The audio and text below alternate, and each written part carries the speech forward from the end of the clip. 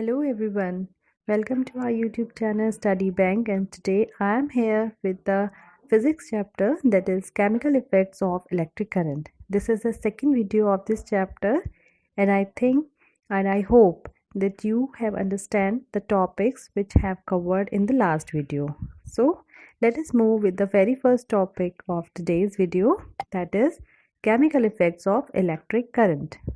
Students, chemical effects of electric current that means कि electric current अगर हम किसी भी चीज़ में पास करते हैं तो उससे केमिकली क्या इफ़ेक्ट उस सॉल्यूशन में होता है, that is the chemical effect of electric current. When electric current is passed through a conducting solution, some chemical reactions takes place. अब यहाँ पे देखो कंडक्टिंग सोल्यूशन एक वर्ड यूज़ किया है. कंडक्टिंग सोल्यूशन दैट मीन्स कि एक ऐसा सोल्यूशन जिसमें से अगर हम इलेक्ट्रिसिटी पास करें तो इलेक्ट्रिसिटी जो है वो एक क्लोज सर्किट बनाती है. इट मीन्स उसमें से इलेक्ट्रिसिटी पास हो सकती है. मैंने आपको अपनी लास्ट वीडियो में बताया था कि अगर हम डिस्टिल वाटर लेते हैं तो that is not the conducting solution. It means कि अगर उसमें 2 इलेक्ट्रोड डिप करते हैं तो उसमें इलेक्ट्रिसिटी पास नहीं हो सकती है. That means distil water is not the conducting solution. So अगर हम उसे कंडक्टिंग सोल्यूशन बनाना चाहते हैं so we can add some salt in it. तो अगर हमने सॉल्ट डाला या कोई और जो है उसमें कुछ कंपोनेंट ऐड करें तो वो एक कंडक्टिंग सोल्यूशन बन जाता है. ठीक है. तो अगर हम एक कंडक्टिंग सोल्यूशन लेते हैं और उसमें हम इलेक्ट्रिक करंट पास करते हैं तो उससे कुछ केमिकल रिएक्शंस होती हैं. जैसे अगर हमने वाटर लिया, ठीक है, उसमें हमने सॉल्ट ऐड कर रखा है, यानी कि वो एक कंडक्टिंग सोल्यूशन वाला वाटर है, मिनरल वाला वाटर, और उसमें हमने इलेक्ट्रिक करंट पास किया तो केमिकल रिएक्शंस के थ्रू होगा क्या, it divide into two main component of water, that is hydrogen and oxygen. As you know the water's formula is H2O. और जो हाइड्रोजन और ऑक्सीजन जो कंपोनेंट हैं वाटर के वो अलग अलग हो जाते हैं. ठीक है. So deposition of hydrogen and oxygen at different poles is visible in the form of bubbles. अब आपको ऑक्सीजन या हाइड्रोजन कलर में नहीं दिखती है, वो कैसे दिखेगी, वो जो हमारे 2 पोल्स हमारे सोल्यूशन में डिप रहेंगे वो अलग अलग पोल्स पे कुछ बबल्स आने लगेंगे, उससे हम उसे आइडेंटिफाई करते हैं. ठीक है. And this process is called hydrolysis और इलेक्ट्रोलिसिस ऑफ वाटर. ठीक है. Students, as this show in a figure कि यहाँ पे एक सोल्यूशन है और that is called the electrolyte. तो when electric current is pass through the solution of a metal salt. Metal salt मतलब होता है कोई भी मेटल, जैसे कि आयरन ले सकते हैं, एल्यूमिनियम ले सकते हैं, उनका कोई सॉल्ट, जैसे CuSO4, that is the metal salt. ठीक है. Such as solution of copper sulphate, यानी कि अगर हम कॉपर सल्फेट का सोल्यूशन है उसे वाटर में डिजोल्व करेंगे, that is the solution of copper sulphate. Metal get deposited at the negative pole because metal is positively charge. अब ये फिगर में आपको शो हो रहा है कि एक सोल्यूशन है, दैट इज़ इलेक्ट्रोलाइट जो लिखा हुआ है, that is the copper sulphate solution, blue colour का. अब जब हम इलेक्ट्रिसिटी पास करते हैं इसमें से तो क्या होता है, वो 2 पार्ट में डिवाइड होता है, कॉपर और सल्फेट. कॉपर के ऊपर प्लस चार्ज होता है और आपका जो सल्फेट है उस पर नेगेटिव चार्ज होता है. तो जो पॉजिटिव है यानी कॉपर वो किधर जाएगा, नेगेटिव पोल पे, और जो सल्फेट जो नेगेटिव है वो जाएगा पॉजिटिव पे. तो आपको यहाँ पे देखो दिख रहा है जिधर आपका DC करंट आ रहा है प्लस वाला, that is the positive electrode, तो ये होता है एनोड, और जो माइनस साइड है दैट इज़ द कैथोड, यानी कि माइनस वाला. अब जो प्लस वाले वो माइनस वाले पे जाते हैं और माइनस वाले प्लस वाले इलेक्ट्रोड की साइड जाते हैं. तो this is the process completely in the chemical effects या केमिकल रिएक्शन. अब इस प्रोसेस में कभी कभी आप देखोगे कि हमारे सोल्यूशन जो होता है उसमें कलर में भी चेंज आ जाता है.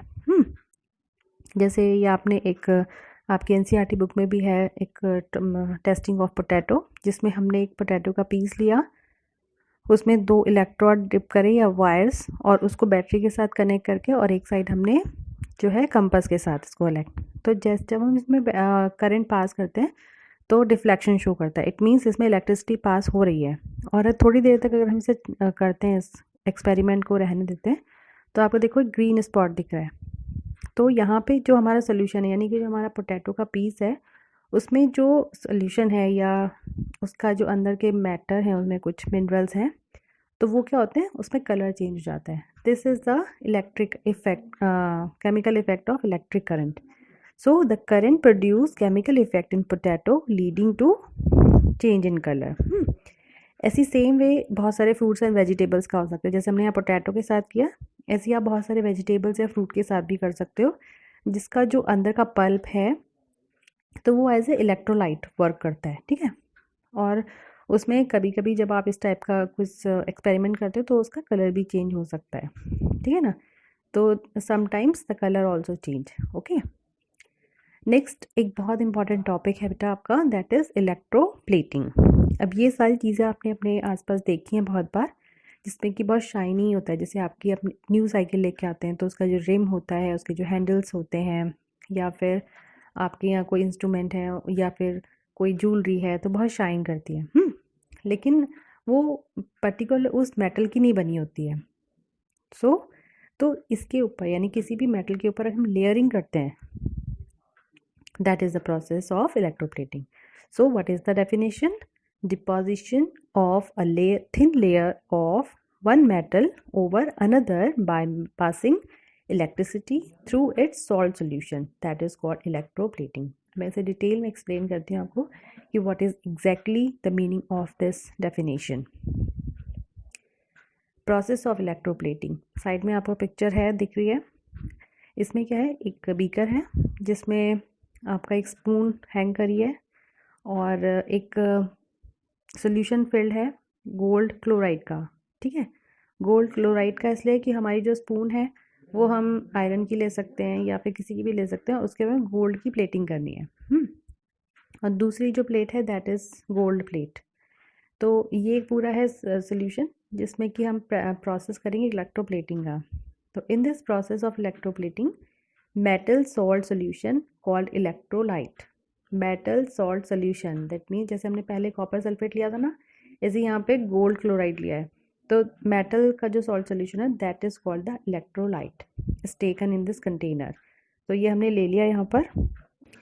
इसके बाद हमने क्या करना है, जो भी सोल्यूशन की कोटिंग उस पर करनी है, ठीक है ना। तो metal which is to be coated is dipped in the solution and connected with the negative pole. तो नेगेटिव पोल वो वाला पार्ट होता है जिस पे सारा का सारा डिपॉजिशन होगा। तो जिस भी आइटम पे, मतलब जैसे आपका कोई भी आर्टिकल है, जैसे स्पून है या कोई भी चीज़ जिस पे आपको कवरिंग करवानी है, ठीक है, कोटिंग करवानी है, तो वो हम नेगेटिव पोल की तरह ऐड करेंगे। तो उसका जो नेगेटिव वाला पोल है ना, सर्किट में देखते हो आप नेगेटिव साइड, तो वहाँ पे उसको हैंग करेंगे। ओके, दूसरा है metal for desired coating is connected with the positive pole और एनोड, यानी कि जिसकी कोटिंग करवानी है, सपोज आपको सिल्वर की करवानी है तो आप सिल्वर हैंग करेंगे, और जैसे यहाँ पे गोल्ड की करवानी है तो अपने गोल्ड प्लेट आपने हैंग करी है। तो गोल्ड प्लेट जो है वो आपकी क्या है, पॉजिटिव, और आपकी स्पून जो है वो है आपका नेगेटिव पोल। ओके, अब देखो प्रोसेस कैसे होता है। अब ये आपको पूरा प्रोसेस दिख रहा है। When electric current is passed through the solution or electrolyte, electrolyte मालूम है ना, ये जो solution था हमारा, metal from anode is dissolved in the salt solution and deposit over the negative pole। तो जो हमारा solution है गोल्ड क्लोराइड का, तो जब हम इलेक्ट्रिसिटी पास करेंगे तो वो क्या हो जाएगा, डिजॉल्व हो जाएगा, यानी कि वो जो है ख़त्म होना शुरू हो जाएगा, टूटना शुरू हो जाएगा, और वो गोल्ड और क्लोराइड दो अलग अलग पार्ट में डिवाइड हो जाएगा। तो गोल्ड पे आएगा प्लस चार्ज और क्लोराइड पे आएगा नेगेटिव चार्ज। तो गोल्ड पे जो प्लस चार्ज आया वो किधर चला गया, जो नेगेटिव पोल है यानी स्पून है, तो हमारा गोल्ड कहाँ डिपॉजिट हो जाएगा, स्पून के ऊपर, और हमारे सोल्यूशन में क्या रह जाएगा, सिर्फ क्लोराइड। अब फिर जो आपकी गोल्ड की प्लेट है वो भी ब्रेक होना शुरू होगी धीरे धीरे, और वो क्लोराइड के साथ ऐड होती जाएगी। तो जो कोटिंग होगी डिज़ायर्ड मेटल की वो किसके हो जाएगी ऊपर, दूसरे वाले हमारे मेटल के ऊपर, जैसे यहाँ पे हमारी स्पून है। ओके, चलो अब एक और प्रोसेस हम ले रहे हैं यहाँ पे, जो आपकी बुक में भी बना हुआ है। इसमें हमारा कॉपर सल्फेट का सोल्यूशन है। अभी जो कॉपर सल्फेट का सोल्यूशन है इसमें हमने क्या है, इस एक्टिविटी में कॉपर सल्फेट सोल्यूशन जो है डिसोसिएट होता है कॉपर और सल्फेट में। जो भी आप इलेक्ट्रोलाइट लेंगे वो दो पार्ट में हमेशा ब्रेक हो जाएगा। एक पॉजिटिव और एक नेगेटिव, तो कॉपर प्लस हो गया और सल्फेट नेगेटिव यानी कि माइनस हो गया। जो फ्री कॉपर यानी कि कॉपर के ऊपर प्लस चार्ज मैंने लगाया कि 2 प्लस के चार्ज होते हैं, तो फ्री कॉपर जो होती है वो जाती है आपके नेगेटिव पे पोल पे यानी कि कैथोड पे, ठीक है, जो हमारा बैटरी जैसा नेगेटिव है वहाँ पे जाती है। और an equal amount of copper get dissolve in the solution, तो जितनी कॉपर हमारे सोल्यूशन से जो है आपके पोल पे जाती है कैथोड पे, उतनी सेम अमाउंट की जो कॉपर है वो हमारे दूसरा जो एनोड है उससे डिसॉल्व होती है हमारे सोल्यूशन में, तो वो बैलेंस बनता जाता है। इसीलिए जो हमारी एनोड है वो डिसॉल्व होना शुरू हो जाता है, धीरे धीरे करके ख़त्म होता जाता है, वो हमारे सोल्यूशन में आता है, सोल्यूशन से फिर वो कैथोड पे डिपॉजिट होता जाता है। तो यही प्रोसेस होता है, इसीलिए जो हम एनोड टांगते हैं या फिर हम एनोड हैंग करते हैं वो पूरा डिसॉल्व होके कहाँ चला जाता है, दूसरे वाले कैथोड पे, जिससे कि पूरी कवरिंग उसकी हो जाती है। Thus, the loss of copper from the solution is replenished and the process continue. तो अगर हमारा कॉपर सल्फेट के सोल्यूशन में कॉपर ख़त्म भी हो जाता है तो हमारा जो एनोड है वो उससे रिप्लेनिश हो जाता है, यानी कि उसका कॉपर डिजॉल्व होकर हमारे सोल्यूशन में आ जाता है। तो पूरा का पूरा जो कॉपर है वो हमारे को वापस मिलता जाता है या रिप्लेनिश होता जाता है, और ये प्रोसेस कंटिन्यू चलता रहता है तब तक जब तक हमारा एनोड में कॉपर वहाँ पे बचा हुआ है, ठीक है ना। तो दस the loss of copper from the solution is replenished in the solution and the process continues. Okay, अब नेक्स्ट इज जो इलेक्ट्रोप्लेटिंग है वो क्यों ज़रूरी है या क्यों करनी होती है, उसका क्या इफ़ेक्ट है या क्या यूज़ है। Electroplating is a very useful process and it is used in industries. Electroplating is done in industries to have, अब क्या क्या चीज़ें इंडस्ट्रीज़ में करी जाती हैं। पहला, ये एक एंटी रिएक्टिव कोटिंग होती है, ठीक है। एंटी रिएक्टिव का मतलब होता है जितनी भी आपके मशीन्स होती हैं, जैसे आप कोई भी मशीन आप सोच लो, वॉशिंग मशीन घर पे अगर हम यूज़ करें, वॉशिंग मशीन है या फिर हमारे पास कोई और हम मशीन यूज़ कर रहे हैं, तो हैवी मशीन्स भी होती हैं जो इंडस्ट्रीज़ में यूज़ होती हैं, तो उनमें क्या होता है वो जनरली आयरन की बनती हैं, लोहे की, और उनके ऊपर एक कवरिंग कर देते हैं जिससे कि वो हमारे उस पर कोरोजन नहीं हो या फिर वो किसी और मेटल के साथ रिएक्ट ना कर दे अगर वो कहीं पे रखी हुई है तो, ठीक है ना। तो ये एंटी रिएक्टिव कोटिंग की तरह वर्क करता है, बहुत इंपॉर्टेंट है ये इसीलिए। और एक anti corrosive, second is anti corrosive, यानी कि वो जो है मशीन वाटर से, स्टीम से, मॉइस्चर से जो है उसको, क्योंकि वो आयरन या किसी और चीज़ के रॉ मटेरियल के बनेंगे वो ख़राब हो जाते हैं जल्दी से, तो उसको प्रोटेक्ट करता है। और थर्ड है हीट रेजिस्टिव, तो ये एक हीट रेजिस्टिव कोटिंग भी प्रोवाइड करता है। जैसे अगर हमारे पास हीटर है, वाटर हीटर है या बॉयलर है, तो वो क्या करते हैं, वाटर जब उसमें गर्म हो जाता है तो उसकी जो इनर लेयर होती है उस पर्टिकुलर मशीन की, वो हीट की वजह से ख़राब नहीं हो जाए, तो उसको भी क्या करता है, वो प्रोटेक्ट करता है। तो जो इलेक्ट्रोप्लेटिंग है वो एंटी रिएक्टिव होती है कोटिंग, एंटी कोरोसिव होती है और हीट रेजिस्टिव होती है। आपको यहाँ पे पिक्चर में भी दिख रहा है कि जो जैसे नट बोल्ट्स वगैरह होते हैं इनके ऊपर भी कोटिंग करते हैं क्योंकि ये आयरन के होते हैं और हम मशीन्स में इनको यूज़ करते हैं। तो अगर ये कोटिंग नहीं हो तो फिर ये बहुत जल्दी इनमें क्या हो जाएगा, कोरोजन हो जाएगा या रस्ट हो जाएगी, जिससे वो बहुत जल्दी ख़राब हो सकते हैं मशीन्स, ठीक है। Next is use of electroplating. अगर पर्टिकुलर यूज़ की बात करते हैं तो किस तरीके, कहाँ कहाँ पे इसे जनरली यूज़ करते हैं। First is water pipes, bridges, automobiles and other articles which are made of iron are coated with a layer of zinc metal. अब ये सारी चीज़ें आप बहुत बार देखते हो, वाटर पाइप्स हमारे होते हैं क्योंकि उसमें कंटिन्यूस जो है वाटर सप्लाई होता है, तो उसमें रस्ट होने की प्रोसेस हो जाती है और वो ख़राब हो सकते हैं, इसीलिए इनके ऊपर प्लेटिंग बहुत ज़रूरी होती है। ब्रिजेस हैं, अब बारिश हो रही है, ओपन एरिया है, ब्रिजेस के ऊपर बारिश हो रही है, वो कोरोजन की वजह से ख़राब हो जाएंगे और बहुत जल्दी वीक होकर टूट सकते हैं। तो उसको प्रोटेक्ट करने के लिए, या फिर हमारे ऑटोमोबाइल्स हैं, क्योंकि इन सब चीज़ों को रेगुलर प्रोसेस में वाटर से डील करना होता है, तो उनको प्रोटेक्ट करने के लिए जिंक की एक कोटिंग करनी होती है। एक तो उससे वो देखने में सुंदर लगते हैं, उसके अलावा वो जो है प्रोटेक्ट भी होते हैं। दूसरा, zinc is less reactive than iron and thus prevent the iron pipes from getting rusted. This process called galvanization, जो मैंने अभी आपको बताया। जो जिंक होता है वो लेस रिएक्टिव होता है, क्योंकि नॉर्मली जितनी भी चीज़ें होती हैं, पाइप्स हो गए, तो ये सब आयरन से बनते हैं। आयरन जो होती है वो रस्ट लग जाती है अगर वो वाटर या मॉइस्चर उसके आसपास होता है, तो इसीलिए वाटर पाइप्स, क्योंकि रेगुलर वाटर उसमें सप्लाई होता है, तो क्योंकि वो लेस रिएक्टिव होता है ना, जैसे आयरन से ज़्यादा रिएक्टिव नहीं है, तो इसीलिए जिंक की कोटिंग उस पर की जाती है, और इस प्रोसेस को हम बोलेंगे galvanisation. Here are some articles which are electroplated. First is gold plated watch. तो पर्टिकुलरली गोल्ड की नहीं होती है, लेकिन बस एक जो है एक मेटल की बना के उसके ऊपर गोल्ड की प्लेटिंग कर देते हैं, वो लुक वाइज बहुत अच्छी हो जाती है। इसके लिए एक इलेक्ट्रोप्लेटिंग यहाँ पे यूज़ हो रही है। दूसरा है कॉपर प्लेटेड मग, ठीक है। सिल्वर प्लेटेड टी पॉट, बहुत सारे जो ज्वेलरी है या फिर बहुत सारे जो हमारे ये टेंसिल्स होते हैं, ये टी पॉट्स वगैरह हो गए, डेकोरेटिव आइटम्स हो गए, तो ये बहुत बार जो है सिल्वर प्लेटेड या गोल्ड प्लेटेड किए जाते हैं कि वो जो है अच्छे लगते हैं देखने में, ठीक है। जैसे ये गॉबलेट आपको दिख रहा है यहाँ पे सिल्वर प्लेटेड। इसके अलावा जो हमारे बाथरूम फिटिंग्स हैं, जैसे यहाँ पे टैप है, तो ये भी आपका जो है इलेक्ट्रोप्लेटिंग के थ्रू, एक तो ये लुक वाइज बहुत अच्छे लगें, उसके अलावा जो है सेफ़ रहें, एंटी रिएक्टिव हो जाते हैं इसकी वजह से, ठीक है। तो ये सारे आर्टिकल्स हैं, जो एग्जांपल्स हैं जो जहाँ पे इलेक्ट्रोप्लेटिंग यूज़ होती है। दूसरा होता है rim of wheels of cycle, यानी कि जो हमारे साइकिल है उसके जो रेम है, साइकिल का हो गया, कार का हो गया, ट्रक्स, तो ये जो सेंटर में आप देख रहे हो शाइनिंग शाइनिंग शाइनिंग पार्ट जो है, that is the rim of the wheel.